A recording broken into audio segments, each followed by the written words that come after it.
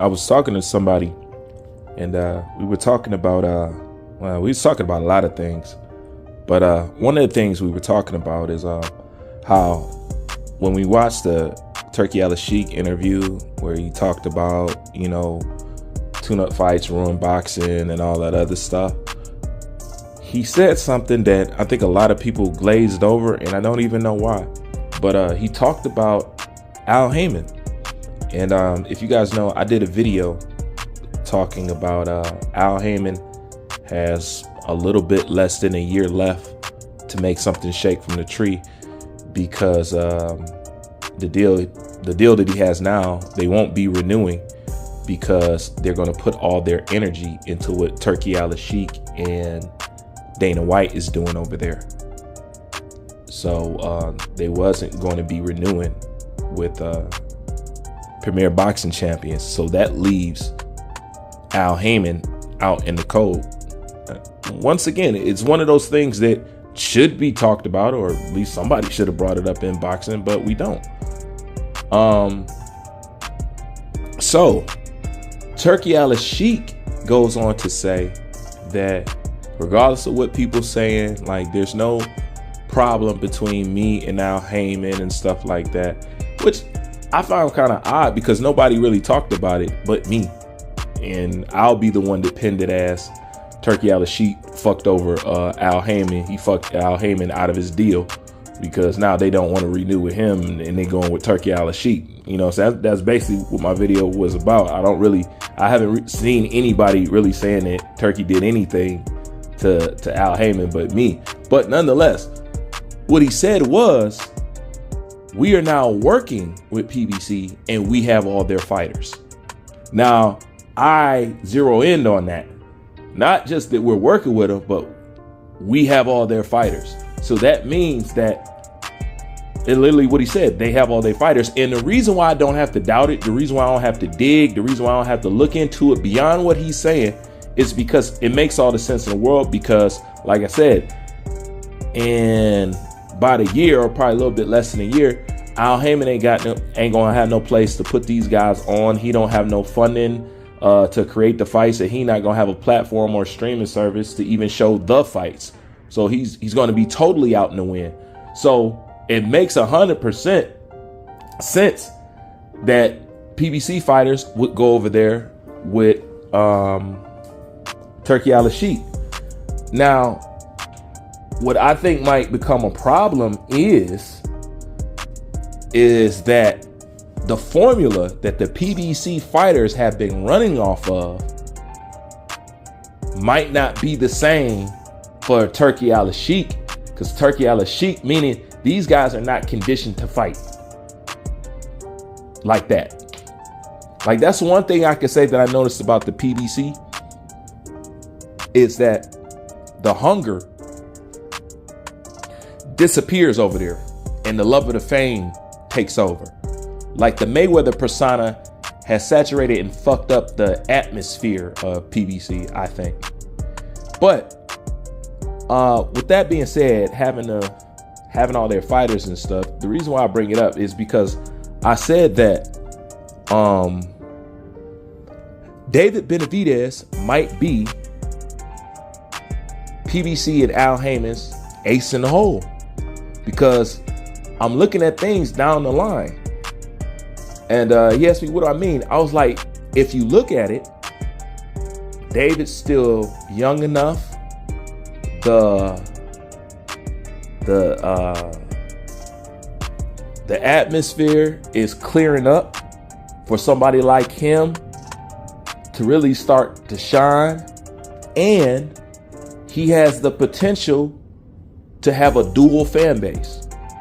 See, the Canelo fan base ain't messing with him now because of A, B, and C. Canelo's still around. You know, trust me, they don't care about if he half Mexican or half not. They embrace fully G. They embrace Triple G fully. You know what I'm saying? He was nowhere near Mexican. So trust me, they don't care about that. It's just the fact that he's challenging Canelo Alvarez. He's a little bit darker than they want him to be.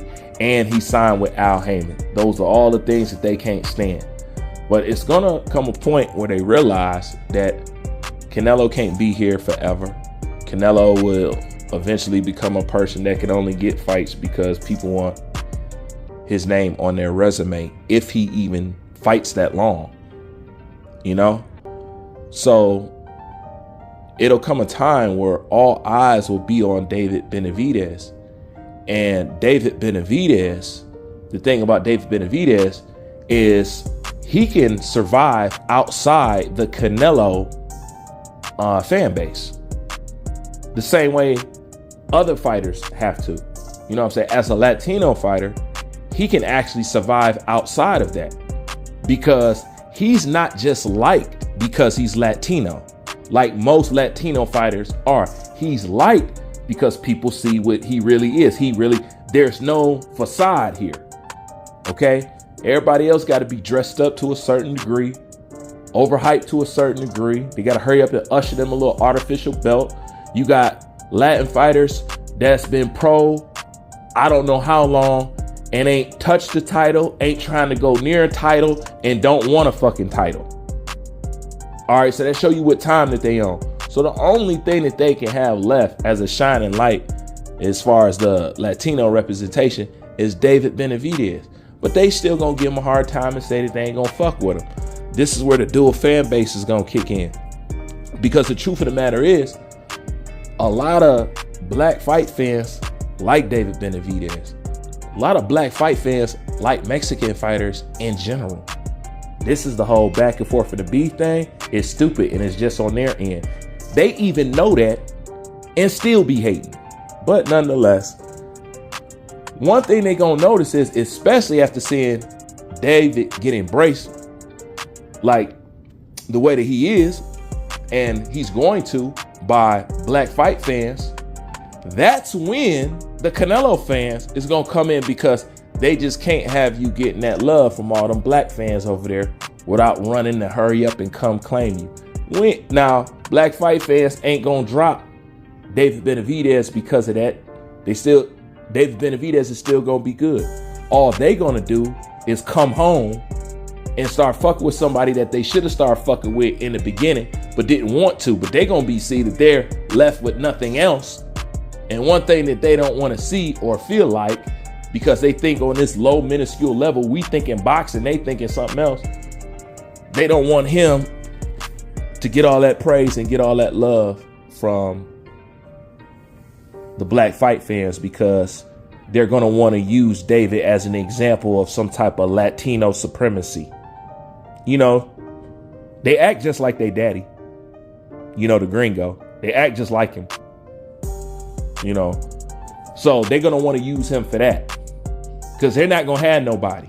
And David's going to be out here looking like a beast if he can still hold things down like he's been doing. But I see a lot of potential in David, not just because of his skills. David, to me, is actually dangerous because of his durability. I'm looking past all the other stuff that people may be saying. When I look at it, he's durable too. Whew. That's something to deal with, bro. For real.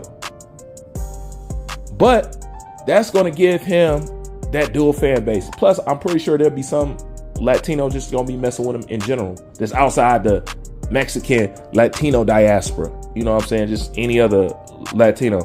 Plus, they're going to be fucking with him too.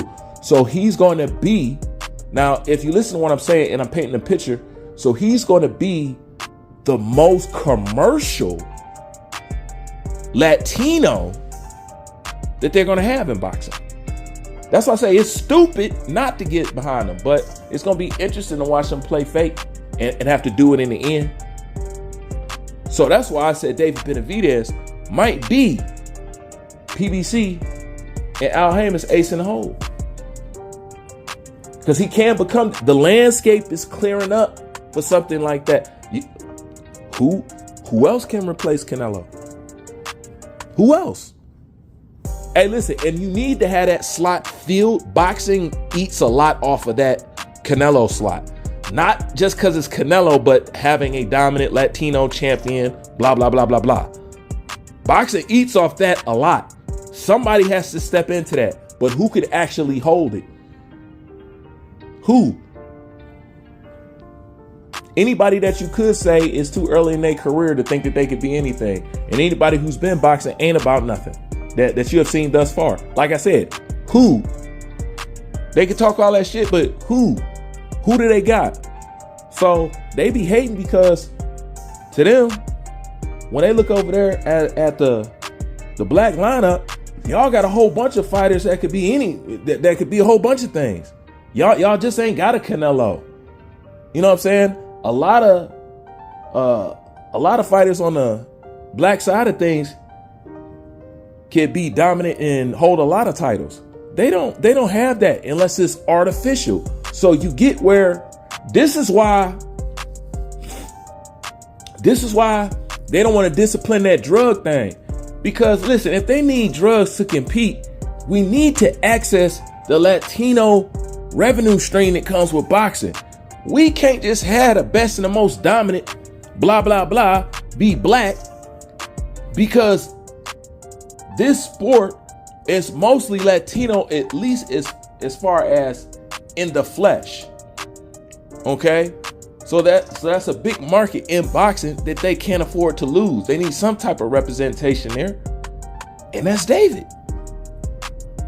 And as I see it, in the years to come, as far as Latino and on a serious note, David's gonna be that guy.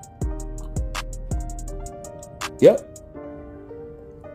So that's something that might pull them back up, depending on how big, how big he could be. But a lot of what David's going to do is going to have to depend on, his personality is already solid, but it's also going to have to be doing a little selling too, because he's not primarily country-based type fighter, like have a whole country behind you. He can have some of it, but he's still going to have to sell to a certain degree, but still be himself, but sell.